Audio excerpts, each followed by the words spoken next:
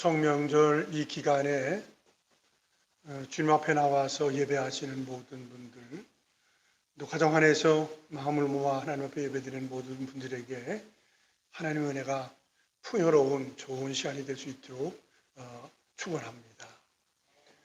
1년 중에 낮 시간과 밤 시간이 시간적으로 같은 두 때가 있습니다. 물론 여름철에는 낮이 굉장히 길고요. 밤철에는 밤이 길지요. 여기 참 하나님의 섭리가 놀라운 것인데, 여름철 낮이 가장 긴 때는 하지이고, 그리고 겨울철에 밤이 가장 길 때가 동지입니다. 그런가 하면 낮과 밤이 같은 시간이 봄에 한 번 있고 또 가을에 한 번 있습니다. 봄에는 춘분 때에 그렇습니다. 춘분 때에 시간적으로 똑같고, 그리고 가을철에는 추분 때에 똑같습니다. 그래서 시간적으로 같은데, 이 추분을 맞이하는 이 즈음에 추석이 있습니다. 추석 기간은 참 그 온도도 그렇게 좋을 수가 없죠. 그래서 우리 선조들이 그런 얘기 하지 않았습니까? 더도 말고 덜도 말고 한가위만 하여라 그랬어요. 참 기온이 좋습니다. 그래서 이 기간은 사람의 그 체질에 따라서 약간의 차이는 있지만은 냉방기 틀지 않고 생활하도 어렵지 않고, 그리고 온풍기 같은 거 전혀 없이 그냥 자연 그 속에서 살 수 있도록 그렇게 되는 때가 이 기간이 아닌가 하는 생각을 하게 돼요. 그리고 이게 온도뿐만 아닙니다. 모든 것들이 굉장히 풍요롭고 넉넉하지요. 그래서 옛날에 그런 말 하지 않았습니까? 여인이 가난한 친정 가는 것보다는 가을에는 산에 가는 것이 낫다, 그런 얘기를 했어요. 그게 의의가 있는 얘기인데, 그렇죠. 주부들이 친정에 가면은 친정 아버지 어머니가 그래 내 새끼들 줘라 여러 가지로 챙겨가지고 바리바리 싼다고 하잖아요. 그걸 가지고 오는데 가난한 집에야 크게 가져올 게 뭐가 있겠어요. 근데 차라리 이 추석 이 즈음에는 친정보다도 오히려 산에 가면은 얻을 것들이 더 있다는 얘기죠. 도토리도 얻을 수가 있고, 밤도 얻을 수가 있고, 버섯도 딸 수 있고, 이렇게 자연이 풍요롭고 넉넉하다는 얘기입니다. 어쨌든 이 좋은 가을의 계절을 지키면서 마음이 더 풍요롭고 넉넉한 일들이 있기를 바라고요. 또 이제 추석을 맞이하면은 믿지 않는 사람들은 거의 농사하고 나서 천지신명에게 제사를 드리기도 하고 조상을 숭배하기도 합니다. 그러나 우리는 온 우주 만물을 만드신 하나님, 이 모든 것들을 주관하시는 하나님을 믿는 믿음이 있기에 아버지 앞에 감사한 마음으로 예배를 드린다는 것, 그것만 생각만 해도 참 고마운 일입니다. 그런 신앙을 갖고 있다는 게 참 고마운 일이에요. 시편은 모두 150편으로 되어 있는데, 근데 그 시편 안에 여러 가지 종류가 나옵니다. 물론 감사와 감격을 가지고 하나님을 높이 찬양하는 시들이 대부분입니다. 그런가 하면 어떤 경우에 마음에 참 안타까운 마음을 가지고 사람에게 화수연하는 것이 아니라 하나님을 막 탄원하는 그런 내용도 있고요. 또 순수하고 깨끗한 마음을 가지고 아버지 앞에 간절하게 기도하는 기도의 문들이 있기도 있습니다. 근데 시편 안에 말씀드린 대로 수많은 감사의 찬송이 있지요. 특별히 시편 1편 같은 경우에 복 있는 사람은 악인의 길을 따르지 아니하고 죄인의 길에 서지 아니하고 오만한 자의 자리에 앉지 아니하고 오직 여호와의 율법을 즐거워하여 그 율법을 주야로 묵상하는도다. 그는 시냇가에 심은 나무가 시절을 따라 열매를 맺은 것 같이 그 잎사귀가 마르지 않은 것 같으니 그 행사가 형통하리로다. 참 감사한 일이지요. 여호와 우리 주여, 주의 이름이 온 땅에 어찌 그리 아름다운지요. 주의 영광이 하늘을 덮었나이다. 이 8편에 나오는 시예요. 그리고 시편 18편에 보면 나의 힘이 되신 여호와여 내가 주를 사랑하나이다. 어쨌든 구절절이 하나님의 은혜를 기억하면서 감사하는 내용들이 굉장히 많이 나오고 있습니다. 그리고 오늘 시편 67편의 말씀도 하나님의 은혜에 대해서 감사해요. 그래서 오늘의 설교 제목은 이미 복을 받은 사람이다 해서 설교 제목을 복 받은 사람 그렇게 정해봤습니다. 한번 따라서 하지요. 복 받은 사람. 그래요. 복 있는 사람은 시편 1편에서 그 표현이 다른 건 아닙니다. 그러나 이미 복을 받은 사람이 이렇게 살아가요. 제일 첫 번째, 복받은 사람은 주님의 얼굴을 사모합니다. 그것도 한번 따라서 합니다. 복받은 사람은 주님의 얼굴을 사모합니다. 자, 1절의 말씀이 그 말씀 아닙니까? 하나님은 우리에게 은혜를 베푸사 복을 주시고 그의 얼굴빛을 우리에게 비추사, 그의 얼굴의 빛을 우리에게 비춰주고 계신다는 거예요. 구약 성경에 보면은 상당히 크게 비중을 차지하는 것이 소위 바벨론의 포로 사건입니다. 그때의 선지자들이 나오는데, 그때 나온 선지자들 수도 없이 많이 있는데 그 가운데 대선지자라고 하는 사람이 몇 사람이 있는데, 에스겔이라든지 이사야라든지 예레미야 같은 사람을 소위 말해서 대선지자라고 얘기해요. 근데 그 시대는 이스라엘 민족들이 바벨론 포로 잡혀서 그 고난 가운데 있습니다. 근데 왜 포로를 잡혀갔는가? 왜 포로를 잡혀갔는가? 이스라엘 민족들이 선택된 민족 아닙니까? 그리고 지능이 참 탁월한 사람들이에요. 보통 사람들과 다른 사람입니다. 근데 바벨론에 왜 포로를 잡혀갔냐? 그게 중요한 것입니다. 왜 그랬냐? 뭐 때문에 포로를 잡혀갔냐? 딴 것이 아닙니다. 하나님의 얼굴을 등진 거예요. 그리고 등을 바라보고 살아갑니다. 하나님의 얼굴을 떠난 거예요. 그래서 계속해서 성경에 나오는 것은 그래, 돌이켜라, 돌이켜라, 아니 돌아와라, 그런 말씀을 계속해서 하고 있습니다. 죄가 딴 것이 아닙니다. 하나님의 얼굴을 등지면, 하나님을 돌았으면 거기부터 엉뚱한 생각이 나오고 엉뚱한 일이 일어나고, 그래서 우상을 숭배하면서 그 삶을 그렇게 불안하게 살다가 바벨론에서 포로의 삶을 살아갑니다. 이사야 선지자가 그런 얘기를 했죠. 이스라엘 민족들 선민인데 차라리 소보다도 나귀보다도 못하다, 그런 얘기를 해요.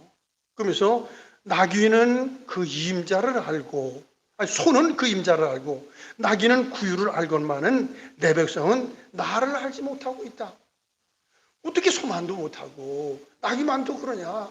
내 백성은 나를 알지 못하느냐? 그러면서 돌아와라, 돌이켜라, 계속해서 말씀하고 있습니다. 특히 눈물의 선지자라고 불려지는 예레미야 같은 사람은 이스라엘 민족들이 두 가지의 악을 범했다고 얘기를 해요. 죄를 졌다는 얘기죠.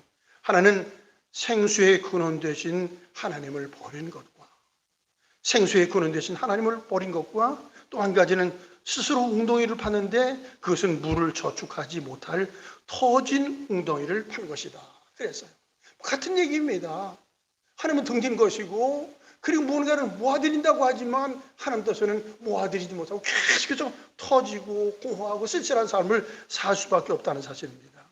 그러면서 다시 정리해서 그 말씀을 이렇게 해요. 내가 하나님 여호와를 버린 것과 내 손의 여호와를 경외함이 없는 것이 악이요 고통임을 알라. 하나님 경외함이 없기 때문에 그게 악이고 악한 길을 걸어가면서 마음에 항상 어렵고 힘들고 고통이 뒤따라간다 하는 사실입니다. 그러면서 그들에게 계속해서 주어지는 말씀은 돌이켜라. 그 죄의 문제를 해결할 수 있는 것은 비누로 씻어서도 되는 것도 아니고 잿물로 씻어서도 될 수 있는 것이 아니라 오직 얼굴을 여호와께로 향하면 된다라고 말씀하십니다. 여호와께 얼굴을 향한다는 것은 딴 것이 아니라 하나님의 은혜로 나아가는 것입니다. 은혜의 세계로 나아가는 것입니다. 그러면 그 은혜가 임하게 되고, 임하게 되면 하나님의 얼굴빛을 느낄 수 있고, 또 심령이 바꿔지면서 얼굴빛도 달라집니다. 놀라운 일입니다. 하나님의 은혜를 체험하면 얼굴빛도 바꿔집니다. 한번 따라합시다. 하나님의 은혜를 크게 체험하면 얼굴빛이 바뀌어진다. 자, 우리 모세 얘기 잘하지 않습니까? 출애굽기 34장에 그런 얘기인데, 모세가 시내산에 올라가서 40일 동안 금식을 합니다. 그리고 하나님께 기도하지요. 시내산에 올라가면 금식 안 할 수가 없어요. 그냥 금식이 돼요. 온통 다 바위만 있으니까요. 물도 없어요. 야, 도대체 어떻게 살아갔을까? 거기서 먹을 것 없는 거 사실이고 가지고 간 물 없을 거예요. 40일 동안 금식을 한 거예요. 근데 하나님을 깊이 있게 만나고, 그리고 하산을 합니다. 시내산에서 하산해요. 그게 웬일이에요? 그의 얼굴에 빛이 쫙 나가지고 너무너무 얼굴에 빛이 나서 마스크 크게 했대요. 마스크가 아니라 크게 수고를 얼굴을 가릴 정도가 됐다는 거예요. 야, 어떻게 그럴 수가 있겠는가? 40일 동안 밥을 먹지 않았는데, 물도 마시지 못했는데 그 얼굴에 빛이 나가지고 얼굴을 가릴 정도가 되었다. 이게 신비로입니다. 신앙의 길은 다 이렇게 신령하는 길입니다. 제가 종종 그런 말씀을 드리죠. 우리가 여성들이 화장품을 바르지 않습니까? 요즘은 남자들도 화장품을 발라요. 근데 화장품 중에 제일 좋은 화장품은 뭐 주단학도 아니고 아무래도 아니고 요즘 그런 화장품이 있는지도 모르겠습니다. 아마 그런 것이 아니라 오직 은혜표 화장품이에요. 예수표 화장품을 받으면은 속이 밝아지고 속이 밝아지면 밖도 밝아지게 되었습니다. 그래서 하나님의 은혜가 심령을 변화시키고 얼굴빛도 바꾸게 놓는 놀라운 일들이 있습니다. 다른 것은 복을 늘상 받으면서 심령이 늘상 밝아지고 그 얼굴빛도 완전히 밝아지는 은혜와 축복이 있기를 축원합니다. 예수님 그런 말씀하지 않았습니까? 예수님은 소위 말해서 내가 누구냐 그러면서 나는 길이요 진리요 생이다, 나는 양의 문이다, 나는 선한 목자다, 이걸 소위 말해서 헬라말로 에고엠이라고 하는 얘기를 해요. 6가지 쭉 얘기해요. 그러면서 예수님이 하신 말씀은 나는 세상의 빛이다, 아니 생명의 빛이다 라고 말씀하십니다. 한번 따라합시다. 예수님은 생명의 빛이십니다. 그래요. 예수님은 생명의 빛이기 때문에 예수님을 모시면 영원한 생명을 갖는 것이고, 그 영원한 생명을 갖는 사람들은 빛 있는 삶을 살아갑니다. 그러면서 이어주는 말씀은 너희는 세상의 빛이다, 그렇게 제자에게 얘기하고 있습니다. 예수님은 생명의 빛이 되시고 생명의 빛된 주님을 모시게 되면 이 세상에서 빛된 삶을 살아갈 수 있습니다. 그래서 주님을 깊이 있게 만날 때 이 은혜, 이 복된 길을 걸어갈 수 있습니다. 잠언 4장 18절 보면 의인의 길은 돋는 햇살 같아서 크게 빛나 한낮의 광명에 이르게 된다. 크게 빛나 한낮의 광명에 이르는 것처럼 돋는 해와 같은 삶을 살아가는데 믿음을 갖고 사는 사람에게 이런 은혜가 있다는 얘기죠. 사도행전 보면은요, 기독교에서 첫 번째 순교자가 나옵니다. 이게 스데반이라는 사람이에요. 스데반을 집사 그렇게 얘기하지 않습니까? 근데 사실은 사도행전 6장에 보면은 그분의 설교가 쭉 나와요. 야, 그런데 신학 박사예요. 참 구약의 막을 쫙 집어가면서 그 모든 것들이 예수님과 딱 연결하면서 예수님은 구세주다, 얼마나 논리정연하게 메시지를 외치는지 몰라요. 근데 그 메시지가 듣기 싫다는 거예요. 그 이를 갈고 돌을 들어서 쳐 죽이는데 사도행전 10장에 나옵니다. 근데 말씀을 전하면서 이렇게 아멘을 받은 게 아닙니다. 근데 이를 갈면서 했는데 그럼에도 불구하고 주의 복음을 전하면서 스데반의 얼굴이 어떻든가 하면은 천사의 얼굴과 같았다는 거예요. 천사의 얼굴과 그렇게 하나님의 은혜가 충만해가지고 성령이 충만해가지고 그 삶을 살았다는 겁니다. 다시 말씀드려서 복받은 사람은 주의 얼굴을 사모합니다. 주의 은혜를 사모합니다. 그러면 그것이 하나님의 우리 심령 가운데 은혜를 주시고, 은혜를 받으면 우리의 얼굴의 문제가 아니에요. 삶의 모든 일 다 밝아지는 은혜가 있게 되는데, 이 은혜가 우리 모두에게 넘치기를 축원을 합니다. 두 번째는 주님의 은혜를 받고 복받는 삶을 살아가는 사람은 어떻게 하든지 사람들에게 주의 복음을 증거하고자 하는, 만민에게 복음을 증거하고자 하는 마음을 가지면서 살게 되어 있습니다. 오늘 이 말씀 가운데 2절의 말씀을 같이 한번 읽지요. 시작. 주의 도를 땅 위에 주의 구원을 모든 나라에게 알리소서. 그래, 모든 나라 전부 다에게 구원을 알리소서 하고 기도하고 있습니다. 이게 내 자신의 신앙은 가장 정확하게 아는 거예요. 남이 그 사람의 신앙을 그렇게 정확하게 잘 몰라요.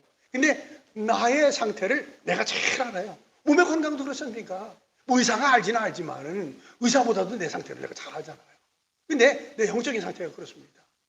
하나님의 은혜를 크게 받으면 여러 가지 변화 가운데 큰 변화가 복음을 전하고 싶은 마음이 일어나는 거예요. 복음을 전하고 싶은 마음이 막 불리듯 일어납니다. 이건 의무적인 얘기가 아니에요. 의무적인 얘기가 아니에요. 그냥 전도하고 싶은 마음이 막 그것까지 일어나고, 가족 가운데 예수 믿지 않은 사람이면 너무너무 안타까운 거예요. 이웃이 그렇고 친척이 그렇고 다 그렇게 복음을 전하고 싶은 마음이 일어나는데, 이 하나님의 은혜에 체험할 때 그런 것입니다. 다시 말씀해서 복받은 사람은 오늘 주어진 말씀과 같이 주의 도를 땅 위에 주의 군을 모든 사람에게 알리소서. 이 주의 도라는 것은 사실 엄격하게 얘기하면 예수님의 길이요, 예수님의 십자가를 말하는 것입니다. 바울 그렇잖아요. 바울은 그렇게 아직까 독선 속에 살아갔던 사람인데 예수님이 딱 만나가지고 완전히 바뀌어져요. 그러니까 그런 구로 가잖아요. 십자가의 도가 멸망받는 자에게 어리석은 것이지만 구원 얻는 우리가 하나님의 능력이 된다. 자기는 십자가 외에는 아무것도 자랑할 것이 없다. 십자가가 자기를 변화시키기 때문에 그런 것이고, 그래서 자기 인생을 전부 다 헌신하면서 이곳저곳 다니면서 주의 복음을 전하면서 살아갔던 그 모습을 봅니다. 이것이 예수님도 그런 말을 하지 않았습니까? 이 복음은 온 천하 만민에게 전가될 것을 말씀하고 있습니다. 그래요. 복받은 사람은 누가 되든 간에 계속해서 복음을 전하고자 하는 마음이 불들이 일어나게끔 되어 있습니다. 어제 이제 장례를 치렀는데, 저는 딴 거는 몰라도 어느 정도의 족적을 남긴 사람들은, 전에는 소위 이제 위인전이라는 것이 있었어요. 그래서 그 책을 사서 읽곤 하고 거기서 얻어가는 건 많습니다. 근데 제가 한 가지 꼭 하는 게 있어요. 어떤 분이 돌아가셨을 때 장례식장에 가기도 하고, 나와 연결이 있으면 가기도 하고. 지난번에 한경희 목사님 돌아가셨을 때 저와 깊은 관계는 있는 사람은 아닙니다. 장례를 월요일날 치르기 위해 제가 영당 동단에 일찍 올라가서, 아마 외부 사람 가운데 제가 제일 먼저 올라갔어요. 장례에 참여하고 은혜를 많이 받은 적이 있었고, 황진희 목사님 같은 경우에도 제가 개인적으로 참 가까이 지내는 분이지만은 가지 못하고 유튜브에서 보기도 하고 그래, 여러 가지 은혜를 받았어요. 이번에 이제 조 목사님 돌아가시면서 여러 과정을 쭉 같이 보면서 참 은혜가 많이 되더라고요. 그분의 간증을 여러분들이 잘 압니다. 그분이 고등학교 2학년 다니면서 폐혈압을 앓았어요. 근데 어느 날 기침을 뚝 하는데 이게 뭐 가래가 나오는데 피가 쫙 쏟아지는 거야.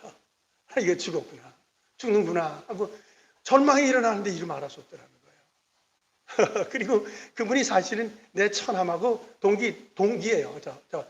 동창이죠. 나이가 차 있으니까 고등학교 동창인데, 그래서 고등학교를 더 이상 갈 수가 없었던 거예요. 근데 어느 날 집에 있는데 어떤 여고생인지 아줌마라고 얘기하기도 하고 여고생이라고 얘기해요. 책에는 뭐 책도 보기도 하고 봤는데, 근데 어느 분이 와가지고 전도를 하는 거예요. 근데 묘하게 전도지 한 장에 자기 감정이 일어나는 거예요. 변화가 일어났습니다. 그러면서 예수 믿고 싶은 마음이 생기기 시작을 하더래요. 그래서 예수 믿기 시작을 했답니다. 근데 놀라운 것은 예수 믿기 시작을 하는데 약으로 자기의 폐결핵의 고침이 일어나지 않았다는 거예요. 그런데 약이 끊어지면서 자기 마음 가운데 기쁨이 생기더라는 거예요. 예수님이 내 죄 때문에 십자가에서 피 흘려 돌아가셨구나. 그 사실이 막 믿음으로 와닿으면서 몸의 기능들이 바뀌어지기 시작을 하더래요. 그러면서 건강이 쫙 회복돼가지고 약을 딱 끊고 이렇게 건강하게 회복이 되었습니다. 완전히 회복되었습니다. 건강이 놀랍게 회복이 됩니다. 그리고 그분이 항상 하는 얘기 그거예요. 5대항 6대주에 다니면서 복음을 전한다. 참 열심히 품어서 그 일을 했습니다. 그래요. 사람마다 다를 수 있습니다. 그러나 하나님의 은혜를 크게 체험하면 복음을 전하고자 하는 마음이 막 일어나요. 물론 정 목사님도 참 귀한 일을 하셨지요. 제가 종종 말씀드리지만 한경지 목사님 같은 경우에는 전 성자의 한 분이라고 생각을 해요. 참 오점을 남기지 않고 깨끗하게 살아갔습니다. 그분이 청년기 때에 그분이 사실은 귀한 대학도 다니셨죠. 다니다가 어느 날 여름철에 황해도 해변 구미포라고 그래요. 언젠가 거기 어떤 지역은 잘 모르겠지요. 거기 가고 싶은 데가 구미포 해변입니다. 근데 해변을 지나가는데 하나님의 성이 딱 들려지게 하는 거예요. 그러면서 주의 사랑을 확 느끼면서 주의 길을 걸어가라. 신령한 음성이 들려줍니다. 그러면서 자기가 정리해가지고 신학을 공부하기 시작을 하고 목회자가 되어서요. 참 귀한 일들이 일어나죠. 그분도 똑같이 공부하다가 나중에 이제 폐결핵 때문에 고통을 당합니다. 근데 제가 그분을 말씀드리는 것은 그분이 북한에서 신의주 제2의 교회를 했습니다. 하시고 나서 유교가 나오면서 서울에 와서 먼저는 부산에서 시작을 했어요. 부산에서 배단위 교회를 시작을 하셨다가 같은 그 교인이죠. 서울로 오면서 그 교회를 이름을 바꿔가지고 영락교회로 합니다. 그 영락교회를 세우면서 그 교회 장로님 한 분이 막대한 재산 하나님께 바칩니다. 그것이 서울에 있는 수유동에 있는 그 북한산 줄기에 뭐 평수는 정확하게 모르겠어요. 엄청나게 넓은 땅을 하나님께 드립니다. 그리고 거기에 기도원을 세웠습니다. 세웠는데 제가 전에 신장의 교회 있을 때 거기 뭐 20분이면 가는 길이기 때문에 뭐 여전도회원들이 수도 없이 거기 가서 기도하고 그랬어요. 자, 그런데 갈 때마다 감동이 있는 거예요. 그 영락 동산 기도원 문 오른쪽에 한경희 목사님의 그 돌비에 쓴 글이 있어요. 그게 뭔가 하면 3천만을 그리스도에게, 그분을 그리스도라는 표현이 아니고 그리시도라고 늘 생각했는데 3천만을 그리스도에게. 그걸 볼 때마다 가슴이 찡한 거예요. 그 당시에 1960년대라고 생각하는데 그때에 우리나라 전체가 한 3천만 되는 것 같지요? 그래서 3천만을 예수님에게 인도해야 된다. 그 마음이 막 울리지 일어나면서 그 일을 했어요. 그래요. 주님을 만나는 것, 만나면 이렇게 복음을 전하고자 하는 마음이 일어납니다. 물론 이런 분들은 비교적 특수한 분이라고 생각을 합니다. 그러나 하나님의 나라가 크게 임하면 복음을 전하고자 하는 마음이 불리지 일어나게끔 되어 있습니다. 지금 이 저자는 알 수 없어요. 알 수 없는데 분명히 하나님의 은혜를 체험한 거예요. 그래서 이게 복받은 사람입니다. 따라서 복받은 사람이 주의 얼굴을 그렇게 사모할 뿐만 아니라 그리고 이 복음을 만민에게 전하게 해달라고 그렇게 간곡히 기도하면서 나아가는 그 모습을 볼 수 있습니다. 그런가 하면 복받은 사람은 주님의 다스리심, 주님의 통치를 그렇게 갈구합니다. 4절 말씀을 같이 한번 읽죠. 시작. 온 백성은 기쁘고 즐겁게 노래할지니 주는 민족들을 공평히 심판하시며 땅 위의 나라들을 다스리실 것임이니이다. 셀라. 온 백성은 기쁘고 즐겁게 노래할지니 주는 민족들을 공평히 심판하시며 땅 위의 나라들을 다 다스린다, 다 통치한다 하는 사실입니다. 하나님의 속성을 우리가 잘 알지 않습니까? 하나님은 전지하실 뿐만 아니라 전능하신 하나님이십니다. 그리고 그 전능하신 능력을 가지고 사랑으로 모든 것들을 다스리고 통치하고 계십니다. 특별히 예수님이 그 말씀하셨지요. 참새 한 마리도 하나님의 허락이 없이는 땅에 떨어지지 않는다. 어떻게 그럴 수가 있겠는가? 아니 참새 한 마리가 뭐 땅에 떨어지는 것이 하나님의 허락이야. 그게 자연의 법칙에 의해서 다 그것들이 진행이 되는 거예요. 전부 다 자연 법칙에 의해서 되어지는 거거든요. 하나님이 전부 다 다스리고 통치하십니다. 근데 믿음을 가진 사람, 특히 신앙을 가진 사람들은 그 신앙의 길을 걸어갈 때 하나님이 다스리는데 자랑스럽게 애정을 가지고 통치하고 다스려 주십니다. 그러나 믿음이 없이 하나님을 거역하는 사람, 하나님의 다스림이 있습니다. 사랑을 가지고 다스려요. 근데 그때는 사랑의 매를 가지고 다스리시는 거예요. 그렇습니다. 따라서 우리가 믿음을 가진 늘 사랑하는 사람은 신실한 신앙 안에서 그 하나님의 자비와 사랑을 마음껏 느끼면서 하나님의 통치를 받는 것, 그게 행복이죠. 그렇잖아요. 과거에도 정치하는 사람들이 모순이 많이 있었습니다만 요 근래에 정치하는 사람들, 제가 생각이 잘못됐는지 몰라도 모순이 그번에도 참 많다 하는 생각이 있어요. 그 밑에 있는 것들이 안정이 참 없어진다. 특히 미국이라는 나라는 그건 뭐 하나님 믿는 믿음의 나라고, 그리고 신실한 사람들이 거의 대통령이었습니다. 거의 대통령이었습니다. 그러나 글쎄요, 이번에 하시는 분이 얼마나 잘하는지 잘 모르겠어요. 그 일본이 세계에 끝이고 있는 영향이 굉장히 크잖아요. 경제력이. 근데 일본은 지금 수상이 누군지도 잘 모르겠어요. 그냥 굉장히 안정이 없어요. 그리고 뭐 어쨌든 저쪽 우리가 다르지만은 러시아나 중국이나 이런 나라는 뭐 가까이 있으니까 영향이 없을 수는 없죠. 근데 그 두 분들을 생각해도 옐친도 마찬가지고 시진핑도 마찬가지고 이 붙어있는 우리 동포 그 친구는 아주 최고 지도자를 보면은 야, 이 공자한테 많이 배워야 되는데 수신제가 치고 평천을 다시 배워야 되는데 자기 관리가 잘 안 되는 사람들 같아요. 근데 그 사람들이 엄청 나라를 다스린다? 야, 그거 참 힘들고 어려운 것 아닌가 하는 생각을 해요. 그러나 어쨌든 중요한 것은 전지하시고 전능하신 사랑이 많으신 하나님께서 모든 것들을 지배하시고 다스리고 계십니다. 그 안에 있다는 것, 그 안에 산다는 것, 이것이 복이에요. 찬송가 가운데 주 안에 있는 나에게 딴 근심이 있으랴 십자가 밑에 나아가 내 짐을 풀었네. 주님을 찬송하면서 할렐루야 할렐루야 내 앞길 멀고 험해도 나 주님을 따라가리. 4절이 참 은혜가 되어요. 내 주와 맺은 언약은 영불변하시니 그날에 갈 때까지 늘 보호하시네. 그날에 갈 때까지 늘 우리를 지키시고 보호해 주신다는 사실입니다. 단 분명히 신앙을 가지고 믿음을 가져갈 때 이 은혜, 이 사랑을 체험하며 살아가고 여기서 우리는 기쁘고 즐겁게 인생을 살아갈 수 있습니다. 다시 말씀드려서 복 받은 사람은 주님의 다스림과 통치를 받으며 사는 은혜가 있습니다. 또한 복 받은 사람은 땅의 소산물이 모두가 주님이 주신 것을 믿으며 살 수 있습니다. 오늘 이 말씀 가운데 6절의 말씀을 같이 한번 읽죠. 시작. 땅이 그의 소산을 내어 주었으니 하나님 곧 우리 하나님이 우리에게 복을 주시리로다. 얼마나 귀한 신앙적 고백인지 몰라요. 땅이 그 소산을 내어 주었다. 이제 여기까지만 읽으면 불신적인 안목을 가지셔서요. 땅에서 소산이 나는구나. 식물의 모든 것은 땅에서 난다 하는 생각을 가지시는데, 그러나 땅에서 소산이 나오는 모든 것들은 다 하나님이 자연을 주관하시고 역사하시고 인도하신다는 사실입니다. 이것이 신앙입니다. 믿음을 가진 사람과 믿지 않는 사람들이 별 차이가 없어요. 근데 조금의 차이인데 엄청나게 나는 거예요. 다시 말하면 이 자연의 혜택이라는 것은 참 신비롭게 이루 말할 수 없거든요. 근데 신앙을 가진 우리에게는 그 자연이 하나님이 주관하신다. 하나님 주관하신다. 그래서 씨를 뿌리면 씨가 싹이 나고 잎이 피고 줄기가 쭉 다니면서 열매를 맺어가는 것. 그 자연의 한 현상이지요. 근데 그 자연을 하나님이 주관하고 계시는 것이 얼마나 신비로운지 이루 말할 수 없습니다. 그 차이예요. 서두에서 그런 말씀을 드렸지만 이 추석을 맞이해서 우리 조상들은 천지신명에게 제사를 드리기도 하고 선조들에게 제사를 감사한 마음으로 드렸어요.